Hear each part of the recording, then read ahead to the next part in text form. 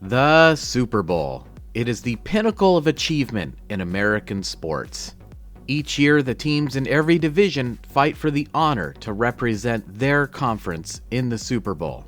Tracking the success of each division becomes a little bit complicated when you consider the division realignment that took place in 2002. So for the purposes of this video, we are going to combine the Central divisions of old with the North and South divisions of today. Which division has sent the most teams to represent their conference in the Super Bowl? There are several strong candidates in the NFC East. Dallas, the New York Giants, Philadelphia, and Washington all sent multiple teams to the Super Bowl in various seasons. The AFC West sent multiple teams thanks to strong quarterback play, first from John Elway and now from Patrick Mahomes. What about the AFC East? The New England Patriots alone account for 11 Super Bowl appearances, including 2 that occurred before Tom Brady became a member of the Patriots. But what if I told you there was one division that sent more teams to the Super Bowl than any other division since 1978, when the NFL switched to a 16-game season? If you clicked on this video, you probably already know that division is the NFC West. So let's take a look at how the NFC West came to dominate Super Bowl appearances since 1978. The first team on our list is the LA Rams, who represented in Super Bowl 14. They fought valiantly before eventually falling to the Pittsburgh Steelers. Just 2 years later, the NFC West would send another representative to the Super Bowl, this time the San Francisco 49ers, making their first of 5 Super Bowl appearances.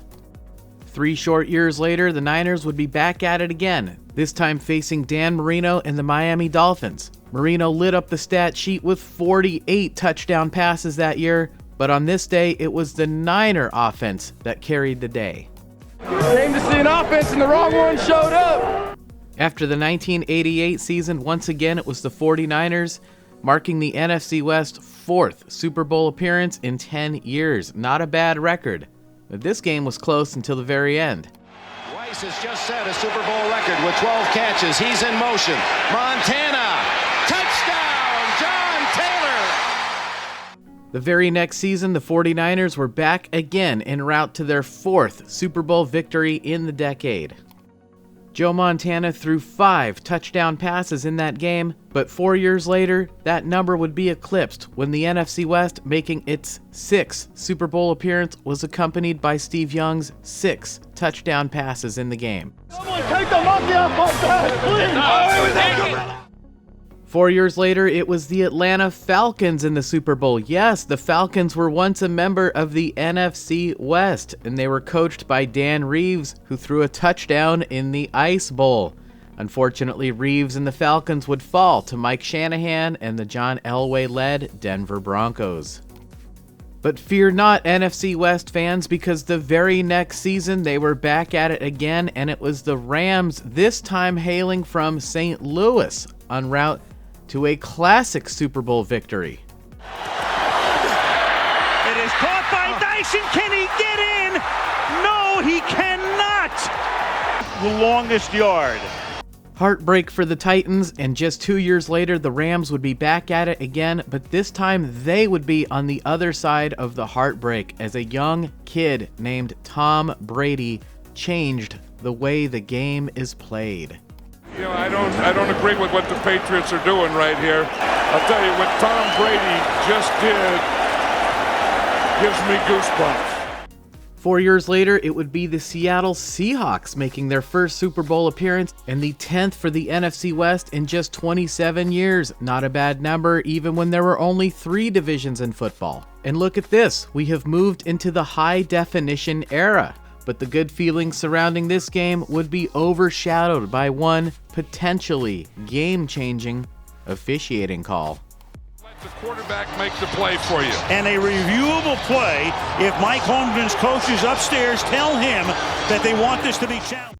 The challenge was unsuccessful, and the Steelers would go on to win the game, and just 2 short years later, the Steelers would be back in the Super Bowl, and this time it's the Arizona Cardinals making their first ever Super Bowl appearance and the 11th for the NFC West, and this game culminated with a classic finish. Pass time, throws to the back of the end zone, and it is caught for a touchdown. Heartbreak for the Cardinals, but just 4 years later, the NFC West was back again. San Francisco finally getting back to the Super Bowl for their 6th appearance and the 12th for the NFC West.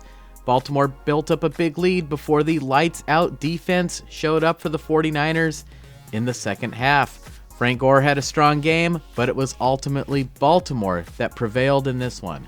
But the very next season, the NFC West was back again. The Seattle Seahawks dominated Peyton Manning and the Denver Broncos. Manning had thrown an NFL record 55 touchdown passes that season, a record that still stands today, but it was the Seahawks who came away with this one. The very next year, the Seattle Seahawks were back again for their 3rd Super Bowl appearance and the 3rd in a row for the NFC West. But this time, it was Tom Brady torching the Legion of Boom with 4 touchdown passes and an infamous ending on the opposite end. Pass is intercepted at the goal line by Malcolm Butler. Unreal. 4 years later, the Rams, back in Los Angeles, would also be back in the Super Bowl, and the NFC West would go on to send a representative in 4 of the next 6 Super Bowls. Let's take a look at them. The first is the Rams against Tom Brady and the Patriots. And although the Ram defense played Tom Brady really well in this game, ultimately the Patriots squeaked out a very low-scoring defensive game.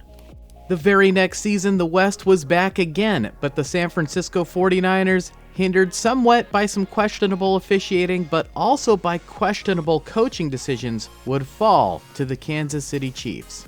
Just 2 years later, the Rams would be back again for their 5th Super Bowl appearance, en route to their 2nd victory. And just 2 years later, last but not least, we have the San Francisco 49ers wrapping things up with their 8th Super Bowl appearance and 18th for the NFC West in a time period of just 46 years. That's once every 2.5 years. Again, not a bad number when there was 3 divisions in the NFL, let alone 4. Remember, the Seahawks had gone to the 10th Super Bowl for the NFC West in a 27-year period. The NFC West improved upon that number, lowering that rate to 2.5 by Super Bowl 58.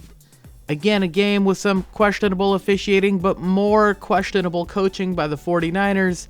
San Francisco would again fall to Kansas City, but the NFC West nevertheless leaves a legacy of dominating the conference. With 4 divisions, you would expect them to go once every 4 years, and instead they go once every 2.5 years. So what do you guys think? Is this the best division in football? Is this the NFC best? Is there some problems with the way I handled the math and when I started the timeline, when I stopped the timeline? I want to know what you guys think in the comments. And finally, there's one other thing I'm excited to share with you guys. There is a new way to support this channel. Over the years, I have been humbled and honored by those of you who've chosen to use the Super Thanks button as a way to support me.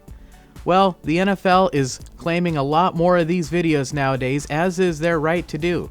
So if you want to support me as a creator, we have a new Patreon page for you guys to check out. Any support I receive is graciously appreciated. Of course, I am humbled and honored by the support you guys choose to show me.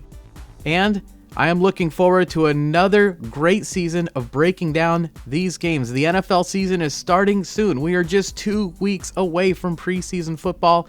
It is going to be a great season with all 4 of the teams in the NFC West looking up. I can't wait to see it, and I will see you guys then.